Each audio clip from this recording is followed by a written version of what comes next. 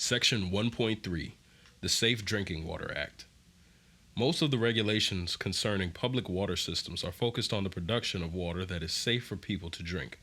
These regulations continue to change over time to address new information about the health effects of different substances that may be in drinking water.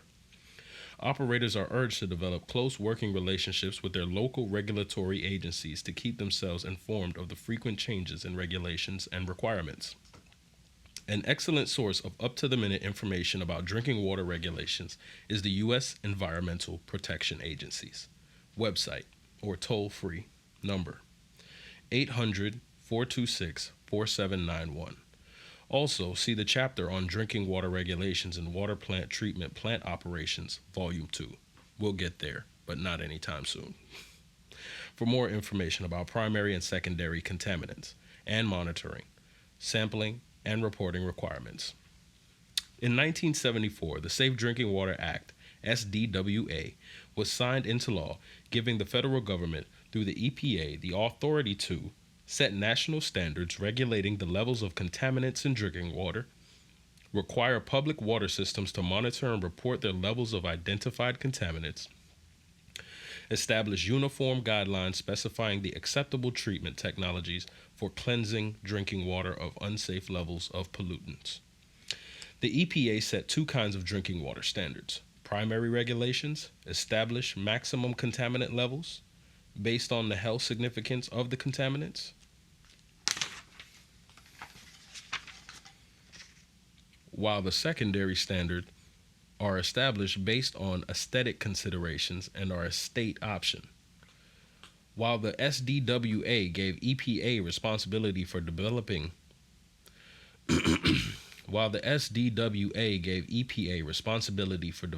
drinking water regulations, it gave state regulatory agencies the opportunity to assume primary responsibility for enforcing those regulations.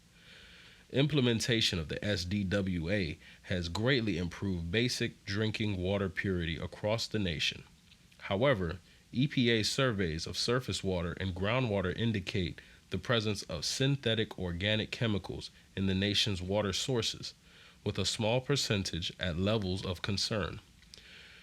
In addition, research studies suggest that some naturally occurring contaminants may pose even greater risk to human health than the synthetic contaminants.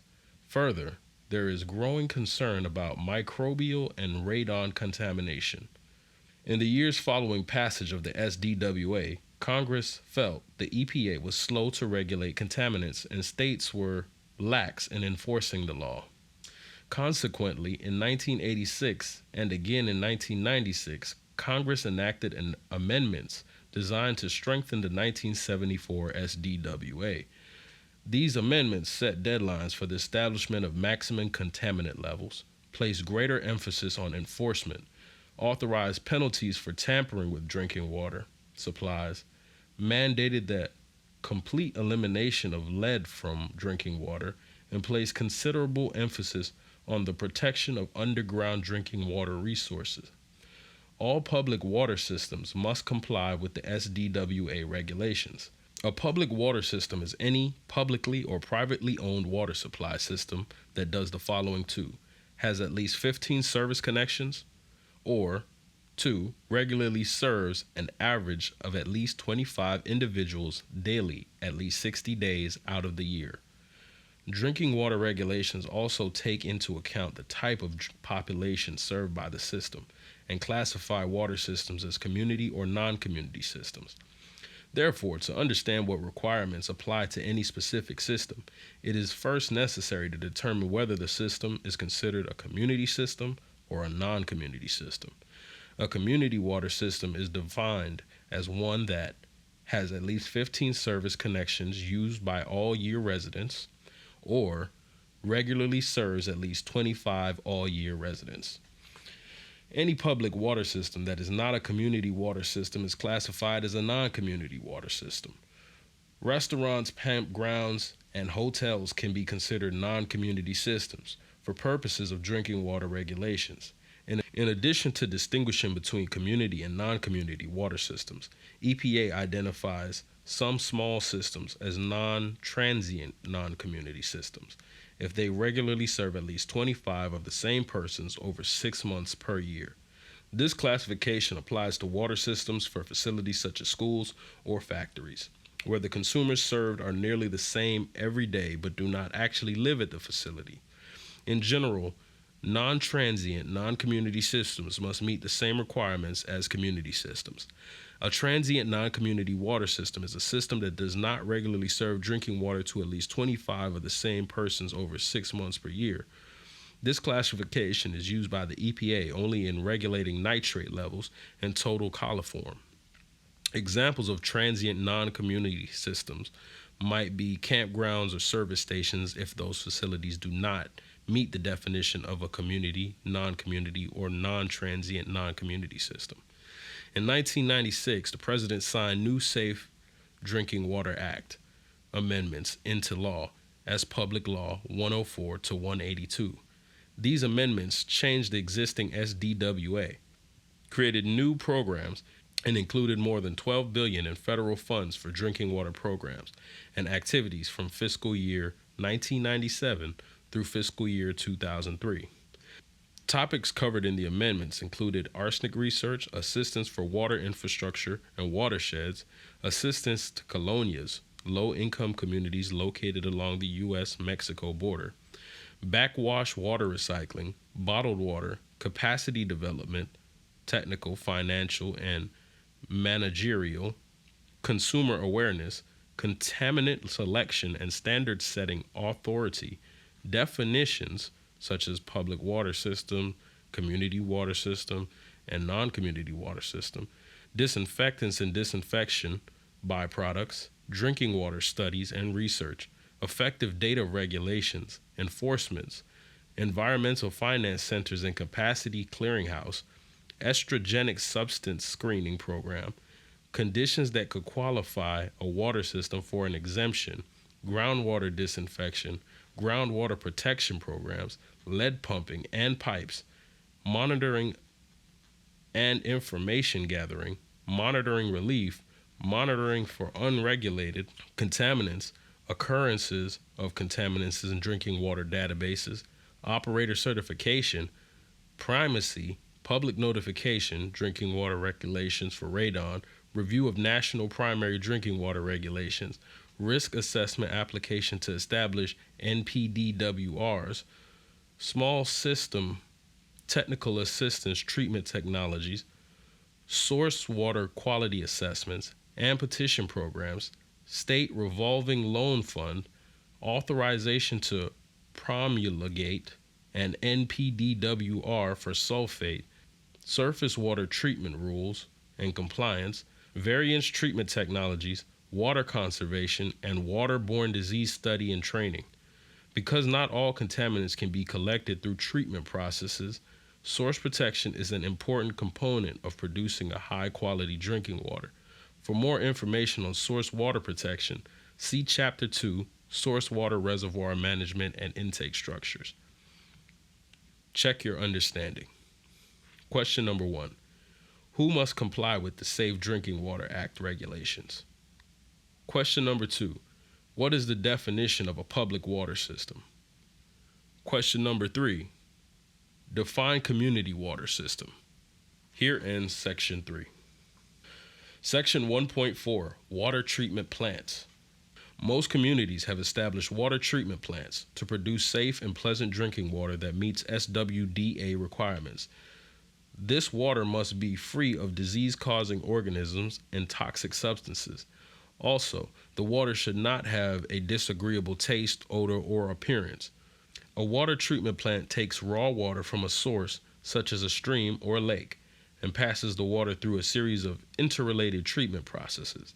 If the quality of the raw water changes, or any process fails to do its intended job, all of the downstream processes will be affected.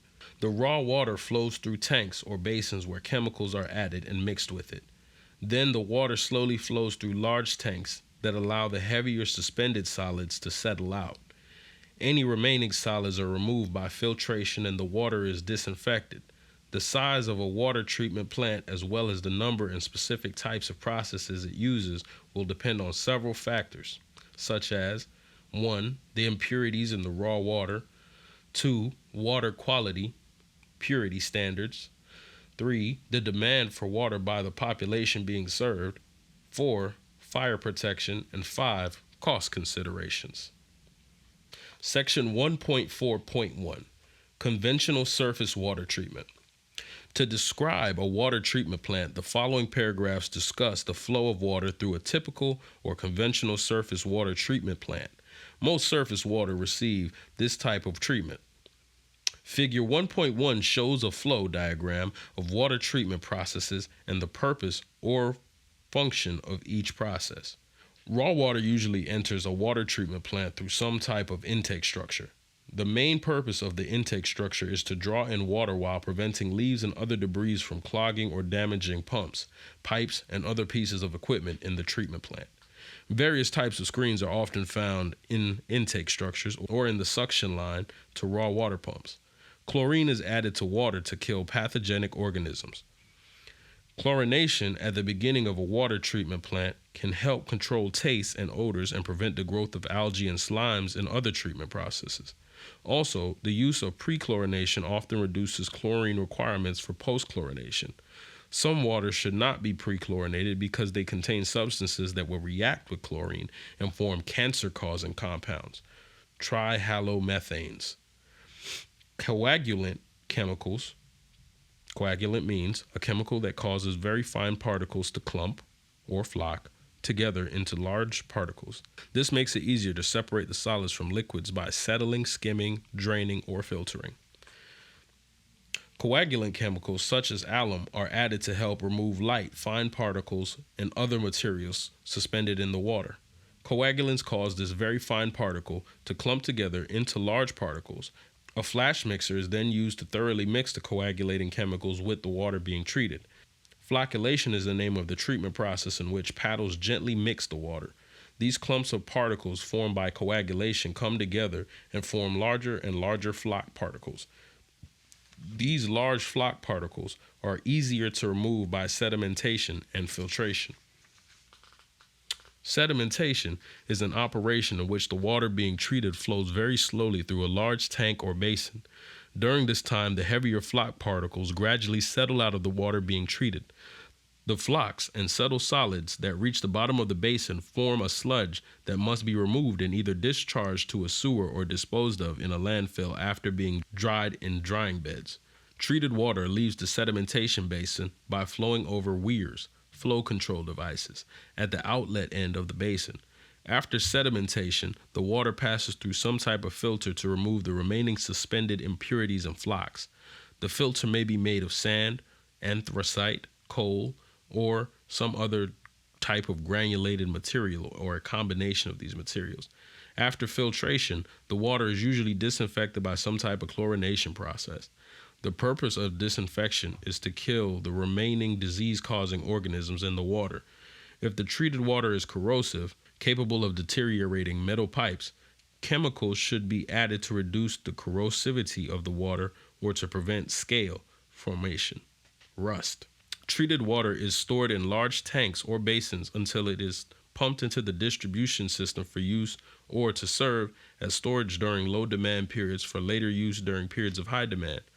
Storage also provides chlorine contact time for disinfection. Section 1.4.2 Additional treatment. Some water treatment plants also use other treatment processes to address particular source water characteristics. For example, waters are softened to remove excess hardness caused by calcium and magnesium. Extra soap is needed to clean or wash with hard water. Also, hard water will cause scale to develop in water heaters, pipes, and fittings. Iron and manganese are undesirable because they will cause undesirable color in water and stain clothes and plumbing fixtures. Iron and manganese also can promote the growth of iron bacteria, which can cause taste and odors. Flow diagrams and treatment processes for removing hardness as well as iron and manganese are presented in Volume 2 of this series of training manuals. Check your understanding. Question 1. What is the purpose of a water treatment plant? Question 2. Why do intake structures at water treatment plants have screens? Question 3. How is the sludge disposed of after it is removed from a sedimentation basin? Question 4. Why is excessive hardness removed from drinking water?